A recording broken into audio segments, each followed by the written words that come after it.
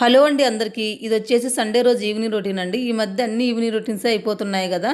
Morning routines తీయడానికి నాకు అస్సలు వీలవ్వట్లేదండి. బట్ ఇప్పటి నుంచైతే ట్రై చేస్తాను అన్నీ కవర్ జేయడానికి. సండే వచ్చిందంటే చాలు మా ఇంట్లో తప్పకుండా నాన్ వెజ్ అయితే ఉండాల్సిందేనండి. సమ్‌టైమ్స్ మేము స్కిప్ జేయాలని చూసినా మా పిల్లలు అస్సలైతే స్కిప్ గానివ్వరు. ఈ నాన్ వెజ్ అనేది మనకు తినేటప్పుడు బానే ఉంటుంది గానీ ఆ కుకింగ్ తర్వాత ఆఫ్టర్ క్లీనింగ్ అనేది చాలా హెడ్‌ఏక్‌గా అనిపిస్తుంది నాకైతే. అంతే గాకుండా నాకు నేను వండుకొని తినడం కంటే గూడా ఎవరైనా వండి పెడితే తినడం అనేది నాకు చాలా ఇష్టము. బట్ నాకు ఆప్షన్ అయితే లేదు.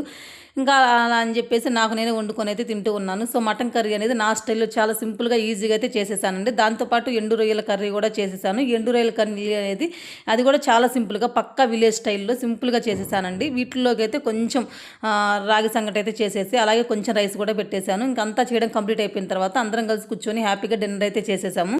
డిన్నర్ కంప్లీట్ అయిపోయిన తర్వాత మళ్ళీ యాజ్ యూజువల్‌గా కిచెన్ క్లీనింగ్ అండి. ఈరోజు నాకు ఈ కిచెన్ క్లీనింగ్ కూడా ఒక పెద్ద హెడేక్‌గా అనిపించింది. ఎందుకనంటే నార్మల్‌గా సండే రోజు ఎక్కువ ఆల్మోస్ట్ మేము 90% మార్నింగ్ టైంలో గానీ, లేదంటే ఆఫ్టర్‌నూన్ టైంలో గానీ నాన్ వెజ్ అని కుక్ చేస్తూ ఉంటాను. బట్ ఈరోజైతే అసలు వీలవ్వలేదు. అందుకని చెప్పి ఈవినింగ్ టైంలో కుక్ చేశాను. మార్నింగ్ టైంలో గానీ, ఆఫ్టర్‌నూన్ టైంలో గానీ కుక్ చేసినట్లయితే ఆంటీ 5:00, 6:00 వచ్చి గిన్నెలైతే కడిగేస్తారు. నేను ఇంక ఈలోపు కిచెన్ ప్లాట్‌ఫామ్ అంతా క్లీన్ చేసుకుంటాను. సో, ఈరోజు అలా కాకుండా లేట్ అయిపోయింది కుక్ చేసే లోపే. ఇంకా మనకు 10కి, 11కి తింటే ఏ టైంలో పడితే ఆ టైంలో వాళ్ళైతే రారు కదా! అందుకని చెప్పేసి కొన్ని గిన్నెలైతే ఉంటే నేను ఫస్ట్ అవి క్లీన్ చేసేసుకుని తర్వాత కిచెన్ కౌంటర్ టాప్ అంతా క్లీన్ చేసుకునే లోపు 11:30 అలా అయితే అయిపోయింది. ఇంకా ఈలోపు మార్నింగ్ బ్రేక్‌ఫాస్ట్‌కి కావాల్సినవి కొన్ని అయితే బ్యాటర్ ప్రిపేర్ చేసి అయితే పెట్టేసుకుంటున్నాను. వీడియో నచ్చితే ప్లీజ్ ఒక లైక్ అండ్